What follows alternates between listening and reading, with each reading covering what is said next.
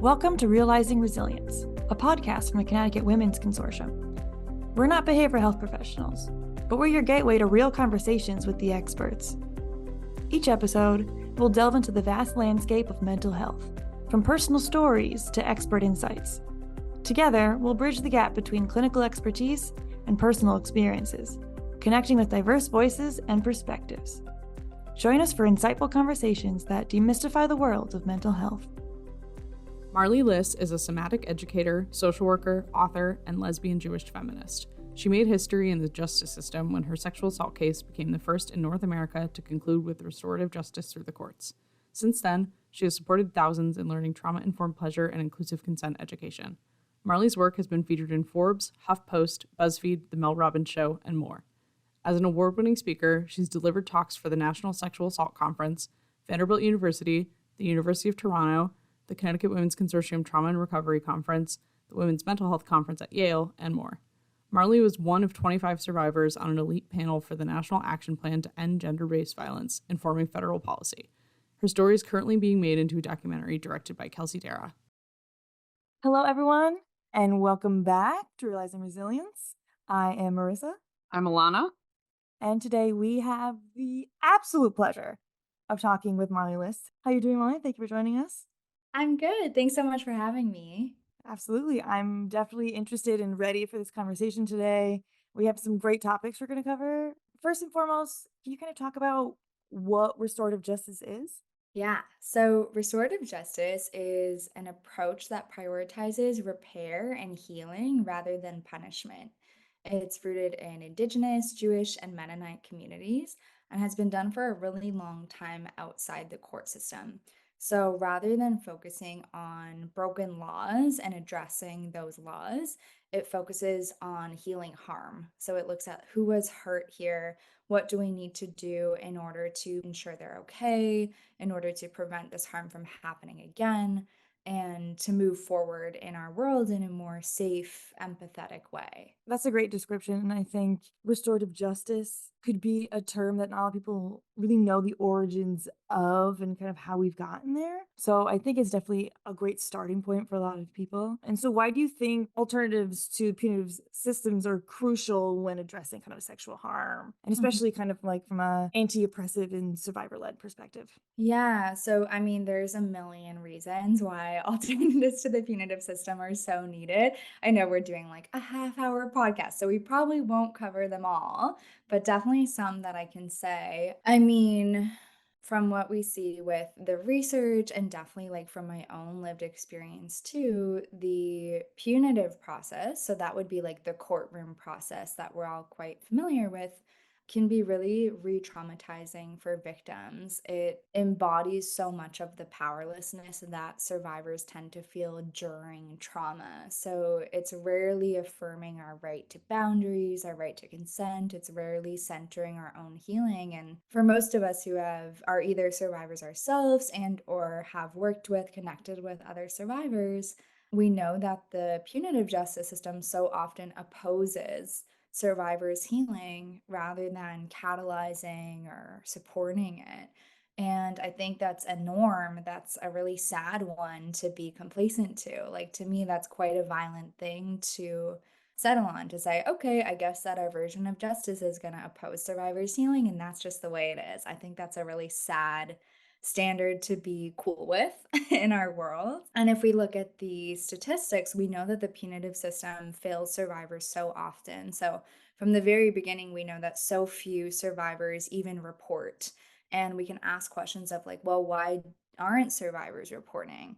And we can think of things like marginalized communities feeling unsafe going to police because of a history of police brutality, especially for Black, Indigenous survivors of color, for queer and trans survivors as well.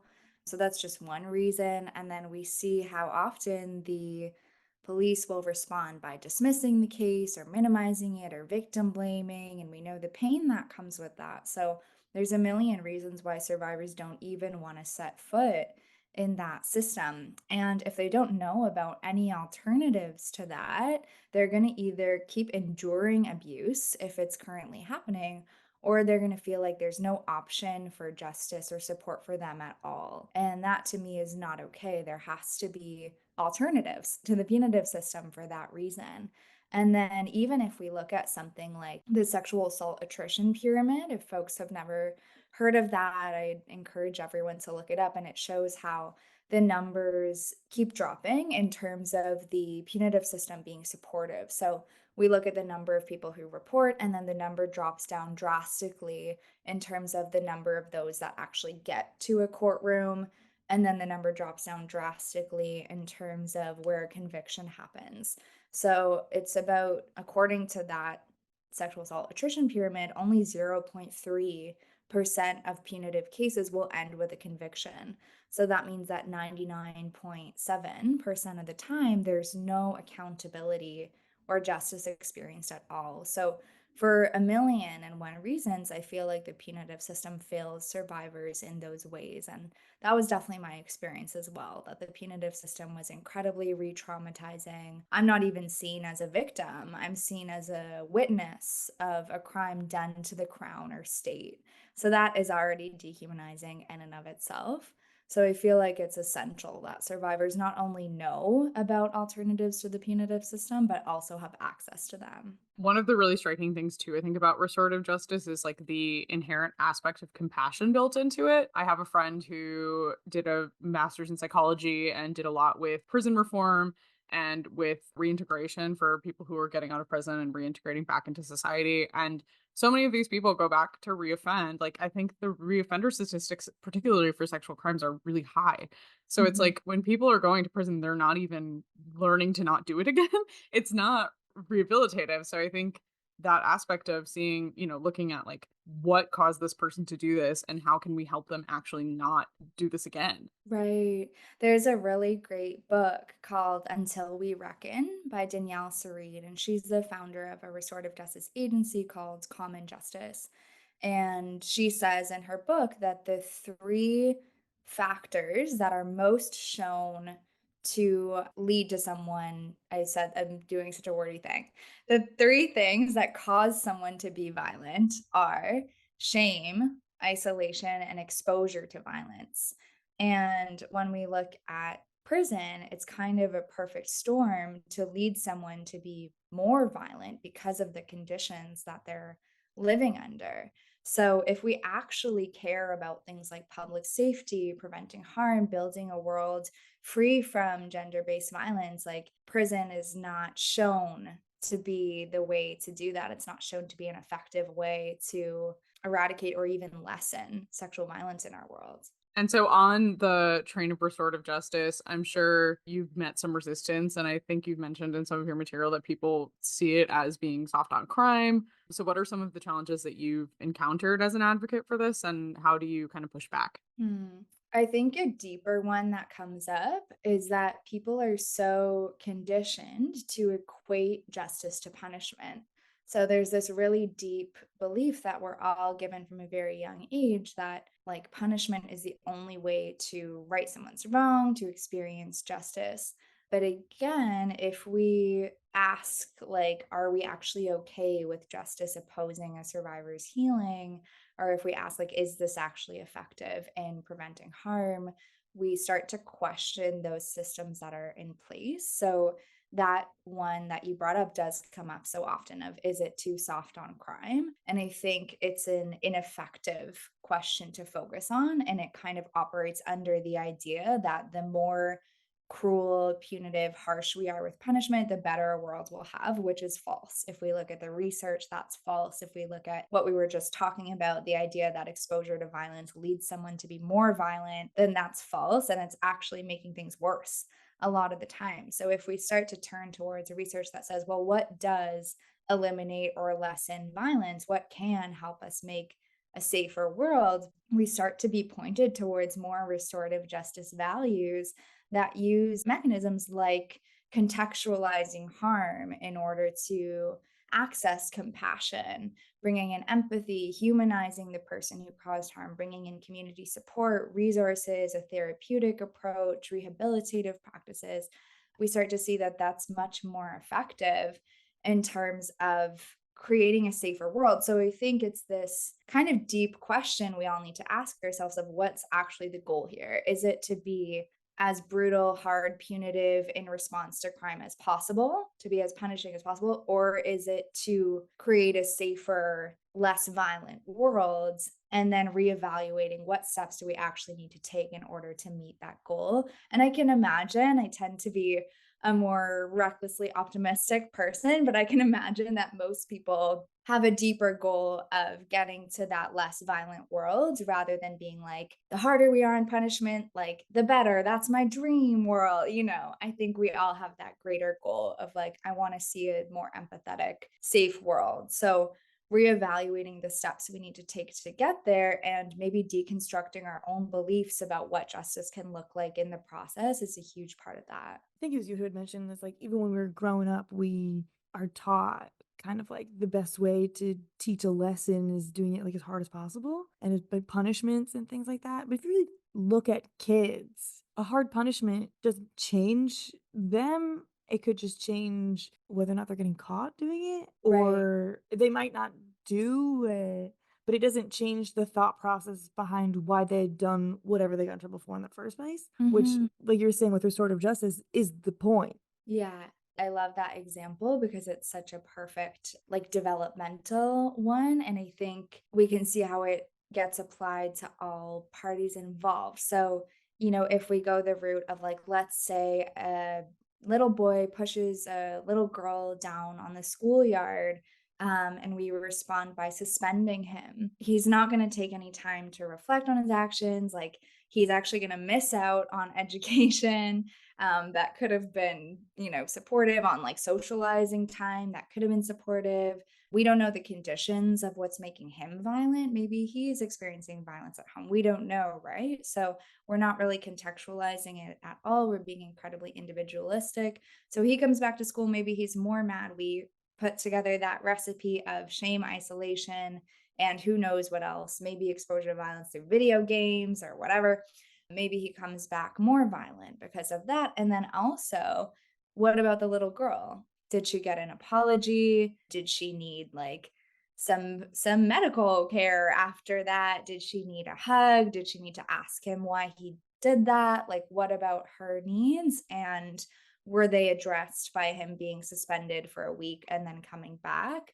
Most often, I'd guess that they weren't. So I think it's this practice of like, I tend to be a bit cheesy, but dreaming beyond a best case scenario of win lose and being like, well, how can actually everyone involved come out a little more healed, a little more supported?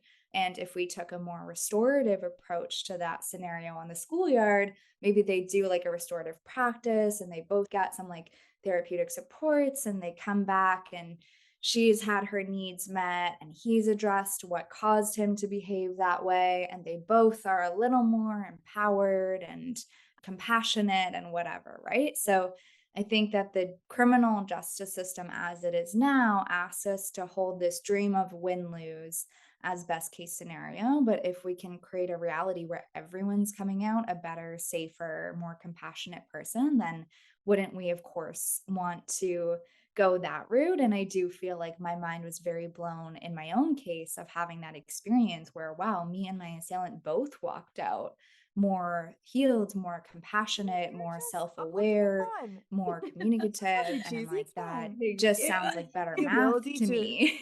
create Yeah, cool and phrases you can then see the or kind result of at little the end. lines You're, like you're that not only just kind of feeling shows it, but your maybe literary and your view your on writing how you skills see things also. Thank I you. like this now. Absolutely. You I Nice. mean, call yourself because you are an cheesy. author. Yeah, I call Yeah. myself cheesy. And I'm your stories a even very being cheesy your personal person. stories being turned into a documentary, which is Mhm. even more amazing. Just kind of another medium to add to your arsenal, which is great. So, how do you hope this documentary was kind of going to further the conversation, the understanding of trauma informed and restorative justice? Again, I'm like, I'll keep it short because I can say so many things and they range in depth. The more concrete things are that I want every single survivor, but also person in the world to be aware that restorative justice for sexual violence is a thing. Most of the places I go to speak, on campuses, the most common response is, I didn't know that this existed. And that's the most common response that I get, even in my DMs after like this came out in the press and whatnot. And I think about the fact that I went through the punitive system, very painful punitive process for 3 years without knowing that this existed at all. And I talked to advocates and nurses and therapists and police and lawyers and prosecutors, and no one ever, and rape crisis centers as well, no one ever mentioned this as an option. So I definitely want like this to be in the mainstream, because I think that again there's so many reasons we need to know about alternatives to the punitive system. And I want this to just play a huge role in building awareness. And then I wanted to encourage people to take a survivor centered approach to harm. So, like we said in that example of the kids on the schoolyard, we're also trained in a punitive culture, which we do live in, to turn towards the kid who pushed her and find quote, quote, adequate punishment for him, but to often neglect her completely in the process. Is she okay? What does she need? We forget to turn towards the person harmed and give them humanity, care, empathy, support. So I want it to inspire that. I want it to inspire people to really commit to embodying what they're fighting for. So again, if they're fighting for a world that's free from gender-based violence, that affirms people's right to consent and boundaries, how can they embody that? How can each of us embody that more in our activism, in our work, in our professional roles, in our families, on social media, everywhere in the world, in every moment of life? And I think on a more like meta, not the social media thing, but like philosophical level, I think it can really encourage us to question some of those. I think they're just internalized beliefs that a lot of us have that equate justice to punishment, or even have a solid binary of good person versus bad person. Yeah, I hope that it can inspire people to contextualize harm more, to see people as whole, complex human beings, to go beyond like such an individualistic lens in the world. Yeah, so a lot of different things. Yeah, and one of the things as we're thinking or kind of using that example of the kids on the schoolyard that is optimistic and hopeful for me, or just kind of this work in general, is I do feel like a lot more restorative approaches are coming into schools. I taught until May of last year or June of last year. And I know my district was making moves towards doing more restorative practices because, like you said, it's this thing where even if kids are apologizing to one another, like the apology is part of the punishment. And it's almost meant to like shame the perpetrator rather than actually provide some sense of closure to the victim. I'm just feeling optimistic that this is a thing that at least is kind of making it into the mainstream a little bit more. And school is the place where we're really socialized in those systems.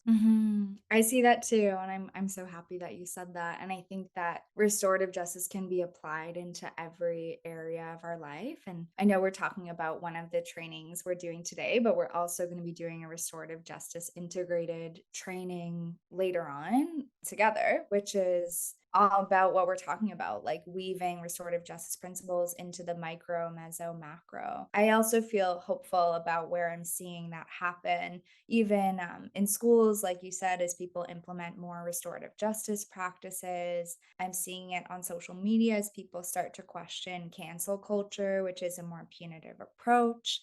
Seeing it in smaller communities where people are dreaming up like accountability processes, seeing it more on this big scale legal responding to harm conversation that we're having today, in terms of like how do we respond to sexual violence, how do these bigger systems respond. So I do think there's this movement's been moving for a long time, and it's exciting to see some like tangible changes happening in many different areas. So, perfect segue into talking a little bit about your training. So, we have trauma informed and restorative justice approaches to sexual harm on February 9th, which I'm sure relates kind of a bit to what we've been talking about today. And then an upcoming training in March as well. Is it March? No, I think it's in April. No, I I think think it's it's in April. April. Yeah, because we have January, March is set. So I think April. But could you just explain a little bit about both of those trainings and what you hope participants walk away with, and maybe how people can integrate these practices into their therapeutic approaches. Yeah. So the first one happening in February is called Trauma Informed and Restorative Justice Approaches to Sexual Harm. And it's going to be a super interactive session. I'll start by sharing more about my own experience of restorative justice after sexual harm in contrast to the punitive approach and what those two different approaches looked like, especially through a lens of like survivor centered, trauma informed values. And then we'll spend a lot of time, first distinguishing more between restorative and punitive approaches and providing some education and background on that. But then we'll spend a lot of time, and I really enjoy this part, like addressing some of the most common myths and barriers and even like FAQs around restorative justice, because like we said in this conversation, time and time again, the same barriers come up or the same concerns. Is it too soft on crime? What about public safety? Do survivors actually want this? What if the perpetrator isn't taking accountability? So we'll really go through all of those different myths, and participants will have an opportunity to bring up different experiences in their work or in their life, or even hypothetical ones, and we can kind of unpack those together. And yeah, I just find that we all can think of a story that we have, whether it's personal or professional or someone we know, where we're struggling to unpack that a bit. And we'll do that together. And then the final section of it will focus more on sort of like a somatic lens to this conversation. So bringing trauma informed language into this work, making our own practice survivor centered every step of the way. A huge part of the restorative justice I experienced, a huge part of the process I experienced that I deeply, deeply value and feel grateful for every day is that it embodied restorative justice values and embodied my right to consent, my right to boundaries every step of the way. So, folks who are attending this, that's going to be a huge emphasis. Like, how can we weave these principles into our work every step of the way to really deepen our trauma informed practice? And then, how can we also build awareness and access to restorative justice approaches and deepen our understanding of it? So, I'm really looking forward to that one.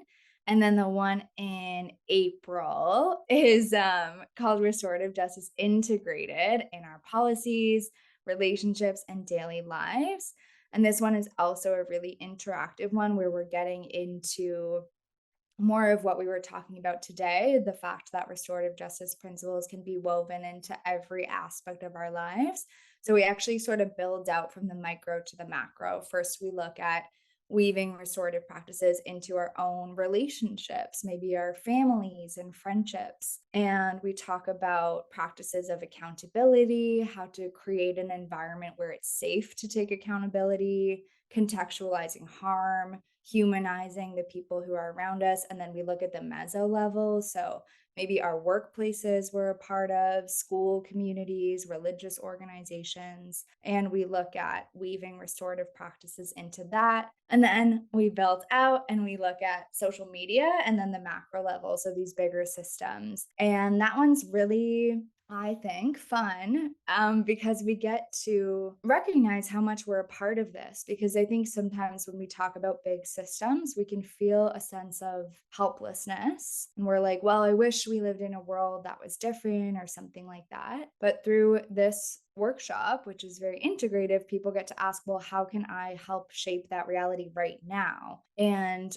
a big part of this is if we all grow up in a punitive culture where it's more likely to be suspended rather than have a restorative process, it feels pretty ridiculous to introduce something like restorative justice for something as major scale as sexual violence. People are like, what? If it's the first time they're hearing of it, they're like, that is so out of line with how I've been taught to see justice. But if we introduce it into all areas of our life and sort of decide if it aligns with our own personal values and experiences, it becomes a lot easier to grasp it and weave it into every other area, all the way out to the legal system, to something as big as sexual violence prevention and response. So that one will be really interesting, really reflective, and really applicable to like literally every single area of our lives. So I'm excited for both of them. Yeah, those are two great trainings. So that's gonna be days packed with great information and maybe like opening people's eyes to ways they didn't even consider could be, how these things could work. So that's really great. Yeah, I'm excited. And I want to say too, like, because we're so committed to embodying what we're talking about, there's not going to be a punitive approach in these spaces, meaning that you're very welcome to come if you're completely pro restorative justice. You're very welcome to come if you're completely skeptical.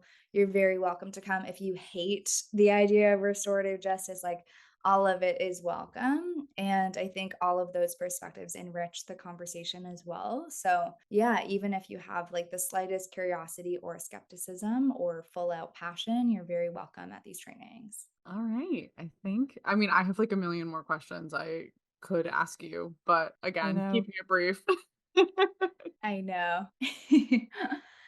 No, this has been great. Well, thank you both so much for having me. And definitely, like, if folks have questions or anything about the upcoming trainings, I mean, logistically, they should contact you. But if they have questions about my work and advocacy and the lens I come from and my own story, folks are very welcome to reach out. My website's just like marleeliss.com, marleeliss.com. And my social media handles are just my name as well. And I'm always very happy to hear from people. So feel free if people have questions, comments, I'm here for that. Thank you so much for taking the time to talk with us today. Yeah, thank you both. And thanks everyone for listening. Thank you. Yeah, have a good one.